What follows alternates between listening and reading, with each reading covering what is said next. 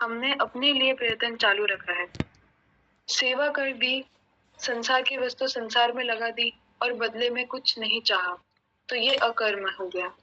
तो इससे अहंकार का नाश हो जाता है। बिना प्रयत्न के जिसकी प्राप्ति होती है वो है स्वरूप। सारे प्रयत्न साधन रूपी है अप्रयत्न की स्थिति प्राप्त करने के लिए। खाना पीना सोना स्नान करना ये भी शरीर के लिए करो, क्योंकि शरीर भी संसार ही है, तो ये भी प्रयत्न बन जाएंगे। जब फल की इच्छा वाला नहीं रहेगा तो मैं भी मिट जाएगा। सेवा मनुष्य को त्याग की शक्ति देती है। सेवा यानी काम आ जाओ बदले में कुछ मत चाहो, और त्याग यानी ममता कामना और अहंकार का त्याग। दिल का धड़कना खाने का पचना, जिस शक्ति से ये सब कार्य हो रहा है उसे हम मैं कर रहा हूँ इसमें बदल देते हैं। जो चीज सरलता से मिल जाती है उसे लोग फिर महत्व नहीं देते हैं। नारायण नारायण नारायण नारायण नारायण नारायण। तो आज रामनारायण जी कहानी सुनाएंगे, और भी कोई कहानी सुनाना चाहे तो सुना सकते हैं, और फिर प्रश्नोत्तर का समय है आज, तो प्रश्नोत्तर कर सकते हैं। इससे पहले हम लोग गीता जी का अभ्यास कर लेते हैं।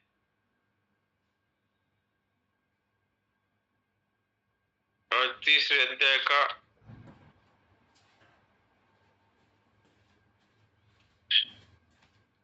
7वां श्लोक है। क्यों जयेश भाई? 7वां श्लोक ही है।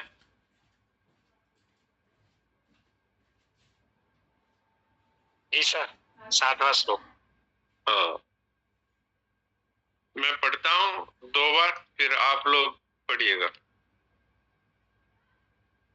यस्त्वेन्द्रियाणि मनसा नियम्यारभतेऽर्जुन कर्मेन्द्रियैः कर्मयोगमसक्तः स विशिष्यते। यस्तेन्द्रियाणि मनसा नियम्यारभतेऽर्जुन कर्मेन्द्रियैः कर्मयोगमसक्तः स विशिष्यते। परंतु हे अर्जुन, जो मनुष्य मन से इंद्रियों पर नियंत्रण करके आसक्ति रहित होकर निष्काम भाव से कर्मेंद्रियों अर्थात समस्त इंद्रियों के द्वारा कर्मियों का आचरण करता है वही श्रेष्ठ है। फलेच्छा और आसक्ति का त्याग करके दूसरों के लिए कर्म करने वाला कर्मयोगी ज्ञान योगी से भी श्रेष्ठ है। आगे 5वें अध्याय में भी भगवान कर्मयोग को ज्ञान योग से श्रेष्ठ बताएंगे। अब आप में से जो पाठ करना चाहें तो फिर हम उनमें से कुछ लोगों को मौका दे सकते हैं। हाँ प्रीति। नारायण नारायण जी सा प्रणाम कर रही हूँ। नारायण नारायण। यस्त्विन्द्रियाणि मनसा नियम्यारभतेऽर्जुन कर्मेन्द्रियै कर्मयोगमशक्तः स विशिष्यते। नारायण। राधे। प्रणाम जी सर। प्रणाम। यस्त्विन्द्रियाणि मनसा नियम्यारभते अर्जुन कर्मेन्द्रियैः कर्मयोगम असक्तः स विशिष्यते। ठीक, अच्छा। वंदना।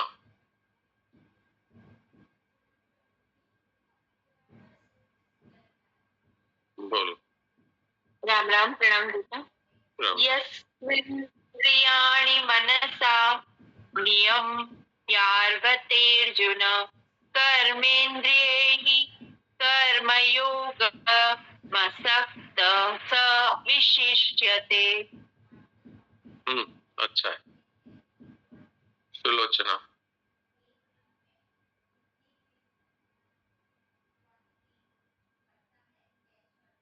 प्रणाम महाराज। प्रणाम। यस्तेन्द्रियाणि मनसा नियम्यारभते अर्जुन कर्मेन्द्रिये कर्मयोग मस्त्वः स विशिष्यते। मसक्तः स विशिष्यते। मक्षक्तः स विशिष्यते। ठीक।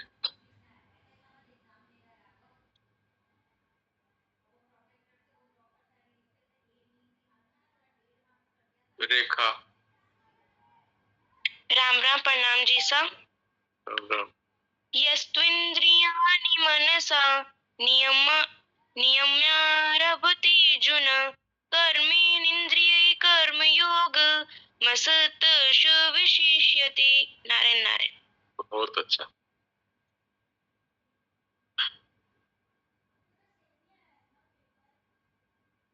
प्रीति अग्रवाल। नारायण नारायण। प्रणाम डॉक्टर साहब। नारायण नारायण। यस्त्विन्द्रियाणि मनसा नियम्यारभते अर्जुन कर्मेन्द्रिय कर्मयोगम् असक्तः स विशिष्यते। बहुत अच्छा। इसमें आपने कर्म योगम बोला, ये ठीक नहीं है, इसको सुधारिए। कर्मेंद्रिय ही कर्म योग वसक्तः स विशिष्यते, ये लाइन बोलिए। डॉक्टर साहब हमको गीता परिवार में तो ऐसे ही सिखाया है, लेकिन मैं आप बता रहे वैसे कोशिश कर वो सही नहीं है, क्योंकि आप इसमें संधि विच्छेद करके नहीं बोल सकते। जहां 8 अक्षर पूरे होते हैं वहां आपको रुकना ही है। जैसे अच्छा। कर्मेंद्रिय ही 1 2 3 4 5 6 7 8 गैप पे आता है, तो आपको यहाँ ऐसा ही बोलना होगा। कर्मेंद्रिय कर्म योग मसक्तः स विशिष्यते। कर्म योगम बोलेंगे तो फिर असक्तः बोलना पड़ेगा, और वो असक्तः बोलने से संधि विच्छेद अलाउड नहीं है बोलने में। इसलिए इसको कर्मेंद्रिय ही कर्मयोग मसक्तः स विशिष्यते, यही शुद्ध है जी। जी। कर्मेन्द्रिय कर्मयोग मसक्तः स विशिष्यते। हाँ अब सही। जी प्रणाम। प्रणाम। संधि विच्छेद हमें समझने के लिए है, बोलने में गीता के अक्षरों को हम तोड़ नहीं सकते बोलते समय, ये ध्यान रखना है।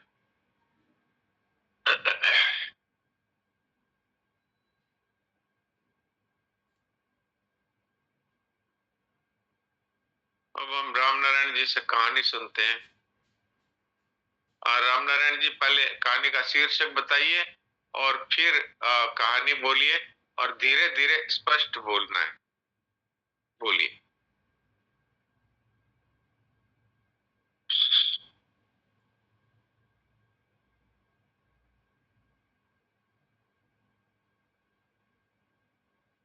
कहानी का शीर्षक है अहंकार रूपी रस्सा खोल दो। आवाज आ रही है? आ रही है, बिल्कुल आ रही। आवाज आ रही है? आ रही है। अहंकार रूपी रस्सा खोल दो। हाँ, अहंकार रूपी रस्सा खोल दो। एक बार प्रयाग त्रिवेणी घाट के कुछ भांग पीने वाली बंगेड़ियों ने आपस में मिलकर एक योजना बनाई कि शाम को नौका से प्रस्थान करके कल प्रातः काशी जी में स्नान करेंगे। बात तय हो गई। सायंकाल का समय था, अंधेरा हो चुका था। बंगेड़ी तो थे ही, बड़ी प्रकार पेट भरकर भोजन किया और सबने मिलकर के भांग घोट कर पिया। इसके बाद 12 व्यक्ति तो बिस्तर बिछाकर नौका में सोने लगे। 4 व्यक्ति चप्पू चलाने बैठ गए। शर्त एक थी कि हर 3 घंटे के बाद चप्पू चलाने वाले बदलते रहेंगे। ऐसा ही हुआ। हर 3 घंटे के बाद सोने वालों को जगा दिया जाता और वे चप्पू चलाने लगते, और पहले के चप्पू चलाने वाले सोने लग जाते। इसी प्रकार ड्यूटी बदलते चप्पू चलाते रात बीत गई। प्रातः काल 4 बजे गंगे हर नर्मदे हर जटाशंकर हर शब्द सुनाई पड़े, क्योंकि स्नान का समय हो चुका था। तीर्थ यात्री स्नान करना शुरू प्रारंभ कर चुके थे। तब इन भंगेड़ियों की नींद खुली। चप्पू चलाने वाले भी बहुत खुश हुए। उन्होंने सोचा कि अब हम सब काशी जी पहुंच चुके हैं, क्योंकि सायंकाल से चप्पू चला रहे थे। इतने में चप्पू चलाने वालों में से एक ने स्नान करने वाले से पूछा, भाई ये कौन सा जिला है? स्नान करने वाले ने पूछा, तुम किस जिले से आए हो? भंगेड़ी ने कहा, हम लोग तो इलाहाबाद से आ रहे हैं। स्नान करने वाले ने कहा, फिर ये भी तो इलाहाबाद ही है। भंगेड़ी ने कहा, वह कैसे हो सकता है, इलाहाबाद से हम चले थे। स्नान करने वाले ने कहा कि मान न मान तेरी मेहमान है तो इलाहाबाद। भंगेड़ी ने पूछा, जगह कौन सी है? आप किस जगह से चले हो? हम तो त्रिवेणी संगम से चले थे।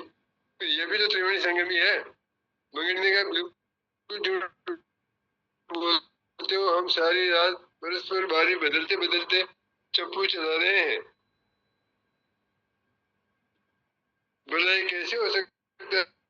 इलाहाबाद त्रिवेणी घाट में ही इन लड़कों ने जिस खूंटे से नौका को रस्सी से बांधा था उसको खोला ही नहीं। स्नान करने वाले ने कहा, बड़े आदमी, नौका से नीचे उतर कर देखो। यह सुनकर जब भंगेड़ी नीचे उतरे और रस्सी को खूंटे से बंधी हुई पाया तो उन्होंने अपनी भूल पर बड़ा पश्चाताप किया कि रात भर का श्रम बेकार गया। इसी प्रकार, अब इसको अध्यात्म मार्ग में घटाते हैं, इसी प्रकार कभी कभी इस आध्यात्मिक क्षेत्र में भी देखा जाता है। कुछ लोग संतों से सुन लेते हैं, ग्रंथों से पढ़ करके स्वयं को अहम ब्रह्मास्मि शिवोहम कहने लग जाते हैं, किंतु देह रूपी खूंटे से अहम भाव रूपी रस्सी खोलते ही नहीं। किंतु देह रूपी खूंटे से अहम भाव रूपी रस्सी को खोलते नहीं। जब कभी अपमान, हानि या किसी प्रकार की प्रतिकूल परिस्थिति आती है तो घबरा जाते हैं और कहते हैं कि मैं तो लुट गया रे, मैं तो मर गया रे। इससे प्रतीत होता है कि इन भंगेड़ी जैसी दशा ही वाचिक ज्ञानियों की भी होती है। इसीलिए सावधान, अहम ब्रह्मास्मि जीव से रटने की चीज नहीं है, अपितु प्रतिक्षण ये अनुभूति अंदर ही अंदर होती रहनी चाहिए। शनि शनि ये अनुभूति ऐसी हो जाए, ये पक्का हो जाए कि मैं शरीर हूँ, मैं स्त्री हूँ, मैं पुरुष हूँ, ऐसा हो जाए। ऐसा है वो ऐसा हो जाए, मैं ब्रह्म हूँ, मैं आत्मा हूँ। ये तो बोलते हैं, किंतु मैं स्त्री हूँ, मैं पुरुष हूँ, मैं मनुष्य हूँ, मैं जवान हूँ, मैं जन्म हूँ, मैं मर जाऊंगा, ये आप अंदर से मानते रहते हो। मैं अजर अमर अविनाशी हूँ, ये तो बोलते हो, किंतु मैं बूढ़ा हूँ, मैं जवान हूँ, मैं जन्मा हूँ, मैं मर जाऊंगा, ये अंदर से निकलता रहता है। परमात्मा करे ये उलट जाए, जो अभी बोलते हो यही निकलने लग जाए, और जो अभी निकलता रहता है वह भले ही जबान से बोलते रहो किंतु निकलना बंद हो जाए। अतः शरीर रूपी खूंटे से अहम भाव रूपी रस्सी को पहले सदविवेक के प्रकाश में खोलो, फिर धीरे धीरे शुद्धो हम बुद्धो हम निरंजनो हम का चप्पू चलाओ। अवश्य कभी न कभी स्वानंद रूपी काशी में पहुंच जाओगे। ये बात है, खाली बोलते रहते हैं ब्रह्मास्मि, लेकिन अपने आप को मैं स्त्री हूँ, मैं पुरुष हूँ, मैं व्यापारी हूँ, मैं किसान हूँ, ये मानते रहते, तो फिर वो अहंकार रूपी रस्सी तो खोली नहीं, और अहम ब्रह्मास्मि ये चप्पू चलाते रहे तो कहाँ पहुंचेंगे? जहाँ पड़े हैं वहीं पड़े रहेंगे, जन्म मरण में पड़े हैं, जन्म मरण में पड़े रहेंगे। तो वास्तव में क्या है कि अहम ब्रह्मास्मि रटने की आवश्यकता नहीं है, इसको अनुभव करने की आवश्यकता है। और अनुभव तब कर पाएंगे कि जब संसार है, इसको जो सच्चा मान रखा है, अगर इसको हम मानेंगे कि ये प्रतिक्षण मौत में जा रहा है इसलिए इसका अभाव है, तो फिर दिख रहा है ना, हाँ दिख तो इसलिए रहा है कि इसकी सेवा करो, लेकिन इसको सत्य मानेंगे तो वो अहंकार रूपी रस्सी है वो खुलेगी नहीं। इसको सत्य मानेंगे तो शरीर को भी सत्य मानेंगे, संसार को सत्य मानते हैं तो शरीर को भी सत्य मान रहे हैं, और शरीर और संसार को सत्य मान रहे हैं तो फिर जाति को, नाम को, सबको सत्य मानेंगे, तो फिर वो अहंकार की रस्सी तो ज्यों की त्यों बंधी भी है। तो ये कहानी है, ये पहले भी एक बार कही गई थी, पर ये कितनी भी बार कही जाए, ये बहुत ही हमारे लिए एक आवश्यक बात है इसमें, कि हमें वास्तव में अपने स्वरूप को पहचानना है, मुंह से बोलना नहीं है। तो अगर स्वरूप को पहचान लेंगे तो फिर जन्म मरण मिट जाएगा, क्योंकि आत्मा को जिसने अपना स्वरूप समझ लिया, वो तो शरीर के मरने से दुखी होगा ही नहीं। शरीर तो मर ही रहा है प्रतिक्षण, और ये इसका मरना पूरा हो गया एक दिन।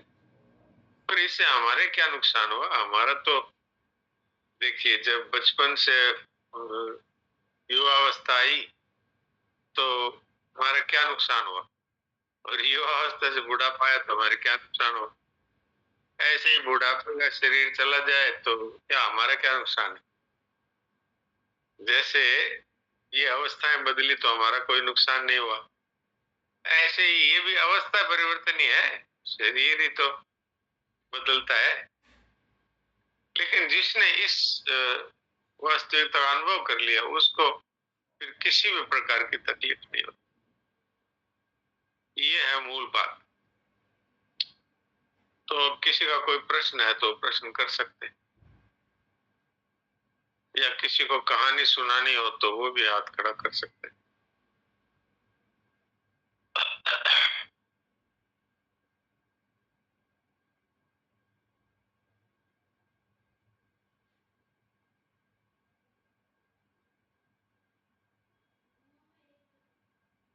नारायण नारायण। राम राम जी सर। राम राम। आपने ठीक ही कहा, ये कहानी जितनी बार दोहराई जाए ये कम ही है। वो इसमें से अलग अलग भाव निकलते हैं। अगर आपको कुछ कहने की इजाजत दे तो एक भाव अभी अभी मन में है। तो जैसे किसी कोई गरीब हो और दुखी हो रहा हो, तो उसे साधन सामग्री कुछ मिल जाए आगे बढ़ने के लिए, तो उसको उपयोग में लेकर के वो आगे बढ़ सकता है। सहायता मिल गई। पर यहाँ तो सब कुछ परमात्मा का है, दिया हुआ शरीर भी परमात्मा का, मन बुद्धि चित्त सब परमात्मा का, सामर्थ्य भी परमात्मा की, और साधन सामग्री भी परमात्मा की है। और वो साथ में ही खड़े हैं, उन्हीं की कृपा बल से सब होगा। पर फिर भी लोग इसमें आगे नहीं बढ़ने की विचार करते हैं, वही विषय भोग के सुख में लगे रहते हैं और दुखी होते रहते हैं और फरियाद भी कहते रहते हैं। जब परमात्मा के बल से इस जंग को जीत सकते हैं, उनकी शरण होकर के, उनके आश्रय से, तो फिर चिंता करने की बात ही नहीं। सत्संग में ये बात मिल गई, मेरा कुछ नहीं, मुझे कुछ नहीं चाहिए, बेईमानी छोड़ दे और मूर्खता छोड़ दे। बिल्कुल। तो ये बात रख दी आपके चरणों में जी। राम राम जी। राम राम राम।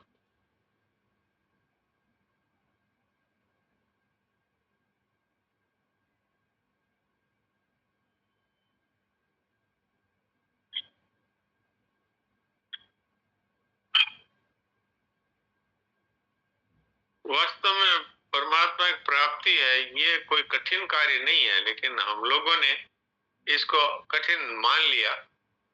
अगर इसकी तेज लगन हो किसी को कि मैं तो अभी परमात्मा की प्राप्ति चाहिए, तो वो प्रश्न कर सकता है, तो इस पे विचार हो सकता है। कमल तापड़िया क्या बोलते हैं?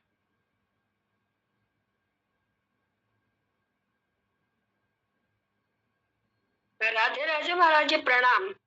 राधे राधे। मैं ये बोलना चाहती थी कि जैसे महाराष्ट्र के बहुत सारे संत हैं, जैसे जनाबाई, सखूबाई, नामदेव जी, तुकाराम जी, बहुत सारे।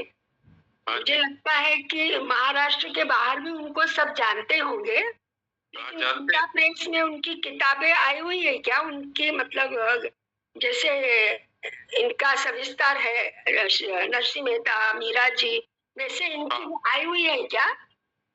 हाँ, भक्त महिला रत्न है, भक्त महिला रत्न। हाँ, कानो पात्रा, ये बहुत सारी मतलब और इनका भक्त नारी, भक्त महिला रत्न, भक्त नारी, इसमें जनाबाई का आया है। तो अच्छा, आप वो मंगा के पढ़ सकते हैं।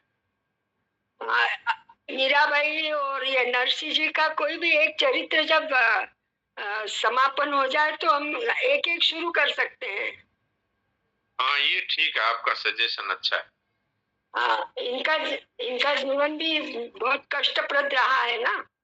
तो आपके पास हम सबको इससे कुछ है क्या? आपके पास इनकी पुस्तक? हाँ, क्या बोल रहे हैं? आपके पास इनकी पुस्तक है क्या, इनके चरित्र की? नहीं नहीं नहीं नहीं, मेरे पास नहीं है। मुझे लगा गीता प्रेस में होगी। गीता प्रेस में तो इनकी जनाबाई की एक कथा है, जो भक्त नारी या भक्त महिला रत्न है, उसमें है। तो वो कथा है, बस वो एक कथा ही है, उसमें पूरा चरित्र है ऐसा मुझे नहीं मालूम। हाँ, जैसे मीराबाई के पद है वैसे जनाबाई के भी 300 पद है, अभंग बोलते हैं मराठी में। हाँ, तो ये प्रीति अभी कुछ बता सकती है? प्रीति भी महाराष्ट्र में रहती है। हाँ, जैसे प्रीति बोलो।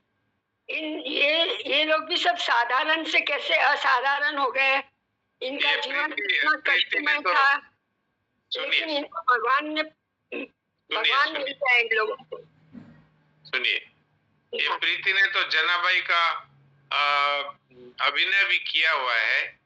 तो ये बता सकती है। हाँ, प्रीति बोलो। हाँ डॉक्टर साहब प्रणाम। दीदी प्रणाम आपको।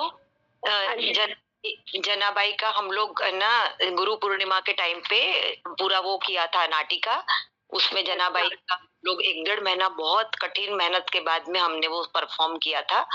तो आपको यदि मुझे साहित्य के बारे में तो जानकारी नहीं है, लेकिन हमने तो YouTube के वीडियोस और हमारी जो गुरु माँ थी उनके गाइडेंस उनसे लिया था कुछ, कि कोई चीज गलत न हो जाए, क्योंकि वहाँ गलत चीज बिल्कुल भी चलती नहीं है, कि कोई गलत चीज आपने वहाँ पे शो में रख दी, आपके मन से मनगढ़ंत कहानियां YouTube वगैरह पे भी कुछ कहानियां बहुत गलत निकली, जनाबाई ने कभी करी नहीं। तो ऐसी अपने मनगढ़ंत बातें न आए, इसलिए तो मुझे साहित्य की जानकारी नहीं है। डॉक्टर साहब आपको जो कह रहे हैं किताब, आप उसमें से पढ़ सकती हैं।